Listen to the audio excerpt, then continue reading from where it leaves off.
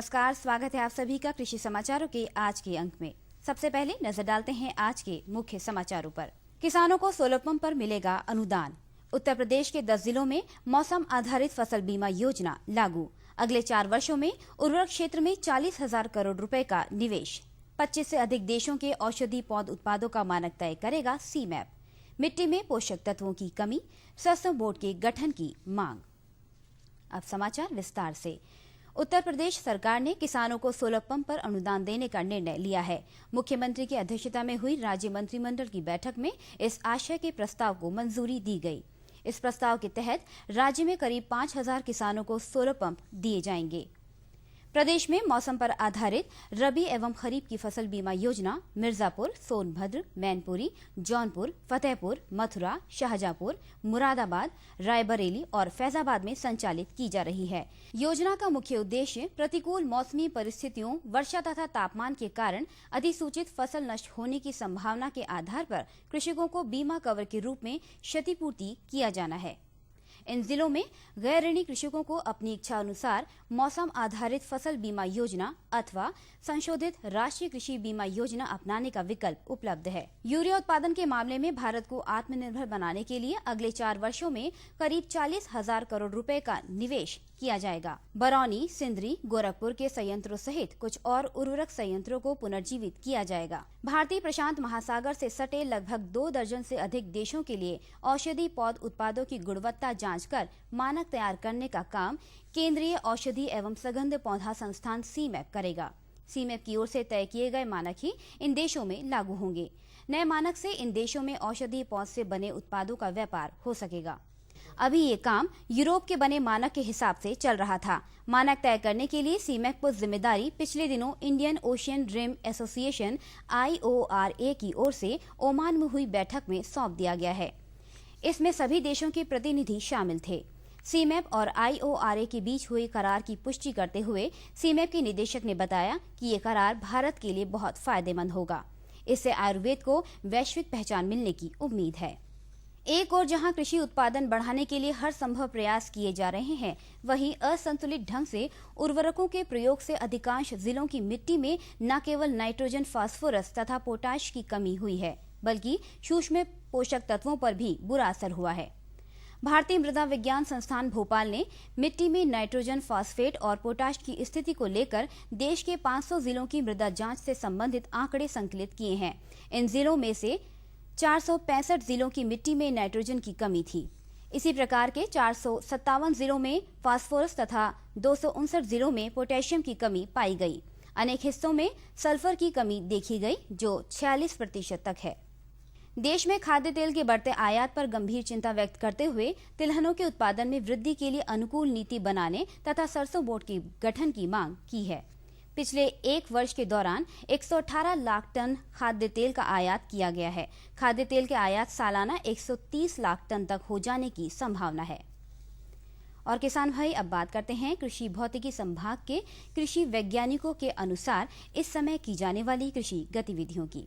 गेहूं की फसल में यदि दीमक का प्रकोप दिखाई दे तो बचाव हेतु किसान भाई क्लोरपैरिफॉस 20 EC की 2 लीटर दवा प्रति एकड़ 20 किलोग्राम बालू में मिलाकर शाम के समय छिड़क दें और सिंचाई करें।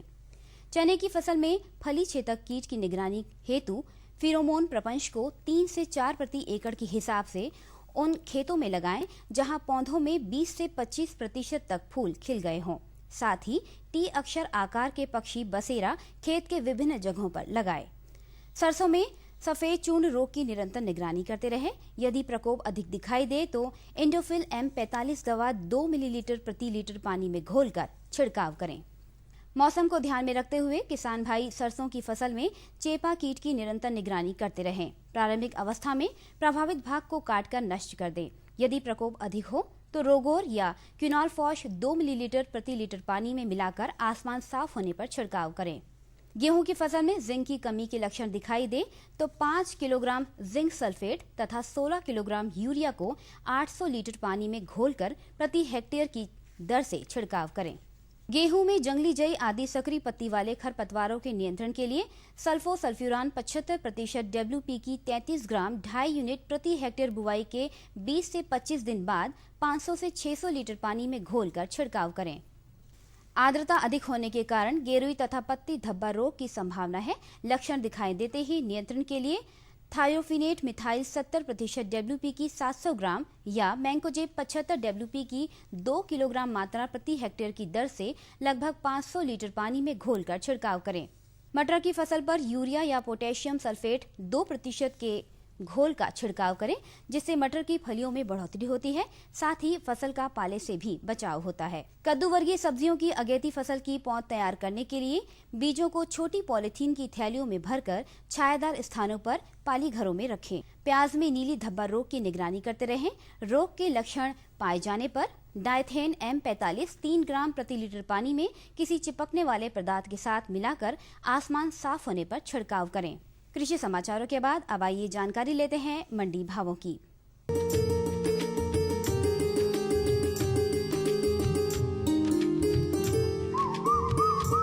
प्रदेश की प्रमुख मंडियों में अनाजों व सब्जियों के औसत थोक बाजार भाव प्रति कुंटल इस प्रकार रहे। गेहूं का भाव वाराणसी की मंडी में 1640 रुपए, फैजाबाद में 1490 रुपए, इलाहाबाद में 1580 रुपए तथा पीलीभीत की मंडी में 1625 रुपए प्रति कुंटल रहा। चावल वाराणसी की मंडी में 1990 रुपए, इलाहाबाद में 2015 रुपए, पीलीभीत में 2310 रुपए और फैजाबाद की मंडी में 2035 रुपए प्रति कुंटल बिका।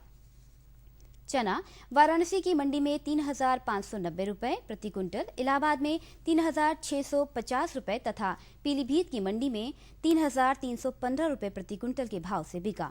आलू वाराणसी की मंडी में 700 रुपए प्रति कुंटल, इलाहाबाद में 670 रुपए, पीलीभीत में 585 रुपए और फैजाबाद की मंडी में 655 रुपए प्रति कुंटल बिका। प्याज का भाव वाराणसी की मंडी में 1575 रुपए प्रति कुंटल, इलाहाबाद में 1600 रुपए, पीलीभीत में 1295 रुपए और फैजाबाद की मंडी में 1585 रुपए कुंटल बिका। गुड़ का भाव वाराणसी की मंडी में 3080 रुपए प्रति कुंटल, इलाहाबाद में 2950 रुपए तथा फैजाबाद की मंडी में 3160 रुपए प्रति कुंटल रहा। तो किसान भाइयों, ये रहे आज के कृषि समाचार और औसत मंडी भाव। अगले अंक में हम फिर लेकर आएंगे कृषि जगत से जुड़ी नई नई जानकारियां। तब तक के लिए दीजिए अनुमति। नमस्कार।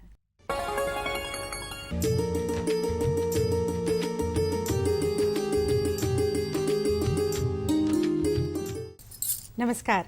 कृषि समाचारों के बाद कार्यक्रम में आप सभी दर्शकों का बहुत बहुत स्वागत है।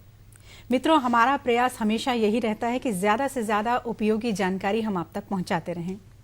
इसी क्रम में आज हम चर्चा करने जा रहे हैं अन्ना प्रथा के बारे में और जानकारी देने के लिए हमने अपने स्टूडियो में आमंत्रित किया है उप निदेशक पशुपालन निदेशालय लखनऊ से डॉक्टर वीके सिंह को। डॉक्टर साहब, स्टूडियो में आपका बहुत बहुत स्वागत है। नमस्कार। नमस्कार। सबसे पहले डॉक्टर साहब हम ये जानना चाहेंगे कि ये अन्ना प्रथा नाम कैसे पड़ा, क्या है ये अन्ना प्रथा? देखिए, ये बहुत पुरानी प्रथा है। इसमें हमारा जो बुंदेलखंड के जनपद हैं 7 जी, जिसमें कि झांसी और बांदा मंडल के जनपद आते हैं, इसमें पशुओं को जो गर्मी के बाद छोड़ दिया जाता था एक फसल लेने के बाद, और फिर वो फसल लेने के बाद 3-4 महीने तक पशु घूमता रहता था और घूमने के बाद लौट आता था। इस प्रथा को पुराना अन्ना प्रथा कहा जाता है। इसमें काफ़ी नुकसान होता था। एक तो पशु का, कि पशु जब चरने गया वहाँ बीमार हो गया, उसको कोई इलाज नहीं मिला, ना कोई अच्छी सुविधाएं मिली और पशु मर भी जाता था। जी, तो इसका मतलब जान की भी हानि हो सकती है। जान की हानि हो सकती है और कृषि का भी नुकसान होता था। जी, खेती का भी नुकसान हो रहा था साथ में। डॉक्टर साहब, कौन कौन से रोग पशुओं को हो सकते हैं इस वजह से? देखिए, बहुत ही आवश्यक है। आजकल पशु प्रजनन और पशुपालन का कार्य अधिक दूध उत्पादन के लिए किया जा रहा है। तो इसमें 3 महत्वपूर्ण बीमारियां हैं जो हमारे पशु को प्रभावित करती हैं। जिसमें पहला बहुत आवश्यक है, जो कि खुरपका मुंहपका रोग कहलाता है, जिसे FMD भी कहते हैं। इसके लक्षण नाम से ही प्रकट हो रहा है, खुरपका और मुंहपका। चलने में भी दिक्कत आती है और पशु एक तो लंगड़ा के चलता है, दूसरा मुंह में छाले हो जाते हैं, खाने पीने में तो उससे पशु को खाना उठाने में दिक्कत आती है और जब खाना नहीं उठाएगा तो पशु का उत्पादन कम हो जाता है।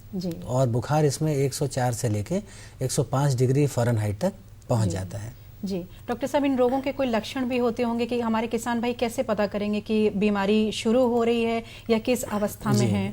हाँ, यही जैसे बताया खुरपका मुपका, अगर वो देखेगा खुर में पशु लंगड़ा के चल रहा है और पैर उठा के देखें खुर के नीचे का हिस्सा जो है उसमें जहाँ 2 खुर बटे होते हैं वहां पर कीड़े भी पड़ जाते हैं। अच्छा। तो वो भी दिखाई पड़ेगा और पशु का ध्यान नहीं रखेंगे तो वो खुर भी निकल जाता है जी। और मुंह में भी ऐसे ही अगर मुंह खोला जाए तो जीभ पे छाले मिलेंगे या जो उसका ओंठ होते हैं उसके अंदर की तरफ उसमें छाले दिखाई पड़ेंगे और वो छाले 2 से 3 दिन के पश्चात फट जाते हैं, जिसके बाद पशु चारा उठाना बंद कर देता है। जी डॉक्टर साहब, काफ़ी गंभीर स्थिति हो सकती है ये, तो क्या इन रोगों का उपचार संभव है? हाँ, इसमें जैसे ही पता लगे कि ये लक्षण प्रकट हो रहे हैं, एक तो ये बीमारी संक्रामक हो जाती है कि इस पशु के साथ जो अन्य पशु बंधे हुए हैं उन्हें भी ये रोग हो सकता है। तो एक तो खान पान के बर्तन अलग कर दें, जो पशु हमारा अस्वस्थ है उसको चरने ना भेजें, ताकि उसके लार से जो सलाइवा गिरेगा उससे दूसरा पशु भी नुकसान ले सकता है, संक्रमण ले सकता है। एक तो ये इसमें पहचान की आवश्यकता है।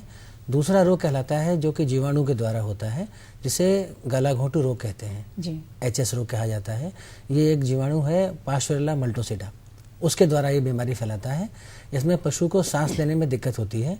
गले की जो श्वास नली है उसके बगल में जो हमारी मांसपेशियां हैं उसमें ये जीवाणु पनपता है, जिसके कारण रुधन होने से घुर घुर की आवाज आती है और पशु का बाद में दम घुटने से मृत्यु भी हो जाती है। तो डॉक्टर साहब, ये स्थिति उत्पन्न ही ना हो इसके लिए किसान भाई क्या प्रयास करें पहले से ही, क्या कुछ सावधानियां बरत लें? हाँ, बिल्कुल आवश्यक है। ये 2 बीमारी तो हमारे बड़े पशुओं में होती है और इसी के साथ महात्मा गांधी जी ने कहा था कि बकरी भी हमारी गरीब की गाय है। तो इसलिए बकरियों में भी एक बीमारी होती है जो कि PPR रोग कहलाता है, जिसमें कि पतले दस्त होते हैं, बकरी को तेज बुखार आता है और नाक से पानी गिरता है। तो इस बीमारी की भी उतनी ही ज्यादा देखभाल करने की आवश्यकता है, क्योंकि ये जो बीमारी है PPR ये विषाणु जनित है।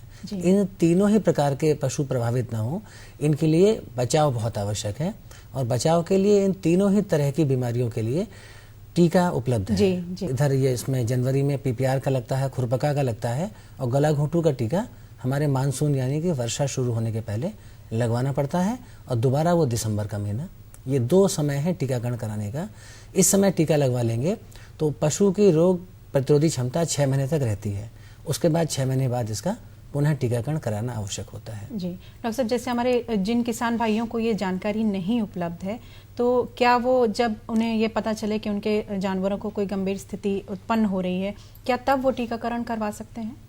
ऐसा है, अगर बीमारी उसके गांव के पड़ोस में आ चुकी है, उसे मालूम पड़ता है कि उसका पशु बीमार भी हो सकता है, तो वो टीकाकरण कभी भी करवा सकता है जब वो पशु क्रय करके अपना उत्पादन कार्य शुरू कर रहा है। जी। एक बार बीमारी अगर हो गई तो फिर उस बीमारी का उपचार होता है, टीकाकरण उस समय नहीं कराया जाता है। डॉक्टर साहब, अन्ना प्रथा के अंतर्गत ये तो आपने जानकारी दी रोग और उसके बारे में, और अब हम ये जानकारी चाहेंगे आपसे कि प्रजनन सुविधाएं अन्ना प्रथा के अंतर्गत क्या दी जा सकती हैं किसानों को? जी, बहुत आवश्यक है प्रजनन के लिए कि हमारा प्रजनन सुविधा जो पूरे प्रदेश की है वो लगभग 30% आच्छादन है, लेकिन बुंदेलखंड में केवल हमारा 7.6% है। तो इसको बढ़ाने के लिए, अच्छी सुविधा उत्पन्न कराने के लिए हम लोग हर न्याय पंचायत स्तर पर एक उन्नत नस्ल का, जैसे कि भैंस की बात करें तो मुर्रा नस्ल का सांड उपलब्ध करा रहे हैं ग्राम पंचायत को। वो ग्राम पंचायत ही उसकी कस्टोडियन होगी, उस सांड की देखभाल करेगी और उसके द्वारा जो गर्भाधान कराया जाएगा पशु का, वो गर्भाधान से जो शुल्क होगा वो उस ग्राम सभा की आय होगी। तो इस तरह से एक अन्ना प्रथा में के अंतर्गत एक स्वरोजगार की भी सुविधा हो गई और एक रोजगार किसी आदमी को मिल गया, जो कि ये सुविधा हमारा गर्भाधान कराकर, एक तो पशु की गर्भाधान अच्छा हो गया, दूसरा उसको इसके लिए एक अतिरिक्त आय भी होने लगी। ये चीज हो गई। इसके लिए हर जिले पर हम लोग एक अच्छी नस्ल का सांड भी उपलब्ध करा रहे हैं, जो कि न्याय पंचायत हमारी 410 है, उसके अतिरिक्त रहेगा। तो इस तरह से कृत्रिम गर्भाधान और नैसर्गिक प्रजनन दोनों ही तरह की सुविधाएं वहां पर उपलब्ध रहेंगी। इसके लिए हम लोग एक मोबाइल चिकित्सा क्लिनिक भी शुरू किया गया है कि 47 विकास खंड है हमारे बुंदेलखंड के, तो हर जगह विकास खंड स्तर पर एक वाहन उपलब्ध रहेगा, जिसमें कि चिकित्सा की सुविधा, कृत्रिम गर्भाधान की सुविधा और लोगों को जागरूक करने के लिए प्रचार प्रसार साहित्य भी उस वाहन के द्वारा क्षेत्रीय भ्रमण में, जहां पर हमारे चिकित्सालय हैं, जहां पर हमारे पशु प्रजनन केंद्र हैं, उनके अतिरिक्त जो हमारा क्षेत्र रह जाता है जो इन सुविधाओं से वंचित था, वहां पर ये वाहन हमारा जाया करेगा, जिसका कि व्यापक शेड्यूल बना हुआ है और जिसका प्रचार प्रसार भी विभाग द्वारा किया जाता है। जी डॉक्टर साहब, विभाग के द्वारा क्या व्यक्तिगत रूप से जो किसान आपसे जानकारी लेने आना चाहते हैं या सामूहिक रूप से, उनके लिए क्या सुविधाएं और उपलब्ध करा सकता है निदेशालय? देखिए, एक तो यह है कि हम लोग व्यापार जागरूकता अभियान के लिए प्रचार प्रसार साहित्य तैयार करते हैं। प्रशिक्षण भी हमारा 3 दिवसीय होता है जिसमें हम इसके बारे में बताते हैं।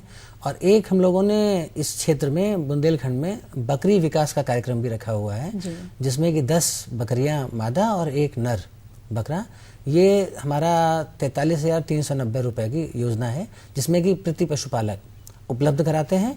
और इस पशुपालक की 10 यूनिट, मतलब एक जगह पर हमारा 10 होंगी जिले में, और एक गांव के आसपास के 5 गांव हमने और लिए हैं। वो 5 गांवों में सहभागिता के आधार पर पशुपालक देखेंगे कि इनके यहाँ ये बकरी पालन किया जा रहा है, जिससे कि उन्हें कितना फायदा हो रहा है और किस तरह से ये उन्नत नस्ल का बकरी पालन कर रहे हैं। उससे ये अन्ना प्रथा में जो छोड़ देने की प्रथा थी, लोग जागरूक होंगे और पशुओं को छोड़ेंगे नहीं, घर पर रख के ही उससे उत्पादन ले सकेंगे। इसलिए ये योजनाओं को बढ़ावा दिया जा रहा है।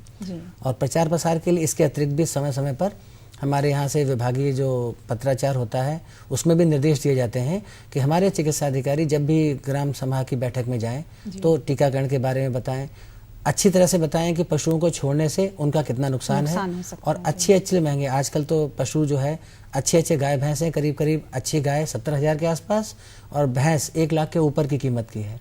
तो वो अगर बाहर छोड़ दी जाएगी और बीमार हो गई तो किसान का बहुत नुकसान होगा। तो उनको इस समेकित रूप से पशु जागरूकता, टीकाकरण, रोग नियंत्रण और कृत्रिम गर्भाधान की सुविधा और संतुलित आहार कैसे अपनाएं, इसको जानकारी दी जा रही है, जिसको अपनाकर पशुपालक अपने पशुओं को द्वार पे ही बांध के उनसे उत्पादन लेगा। और जो नुकसान पशु को अन्ना प्रथा के अंतर्गत छोड़ देने पे होता था और पशु चला गया, दूसरों के खेतों में नुकसान किया, दूसरों के खेतों में नुकसान होने से कई बार और भी समस्याएं आती थी और उत्पादन भी जो नुकसान होता था वो कम हो सकेगा। जी डॉक्टर साहब, अन्ना प्रथा के द्वारा आपने बहुत अच्छी जानकारी दी है और आपने अपना कीमती समय दिया स्टूडियो में, आपका बहुत बहुत हम धन्यवाद देते हैं। और अपने किसान मित्रों से हम ये पूरी उम्मीद रखते हैं कि अन्ना प्रथा के बारे में डॉक्टर साहब ने जो भी जानकारी आपको दी है उससे आप पूरा लाभ उठाएंगे, अपने पशुओं को समुचित आहार देकर और अपने घर में ही उनको बांधकर उनसे अच्छा उत्पादन प्राप्त करेंगे। आगे भी हम आपको पूरा विश्वास दिलाते हैं कि ऐसी ही उपयोगी जानकारी हम आपको यूं ही देते रहेंगे।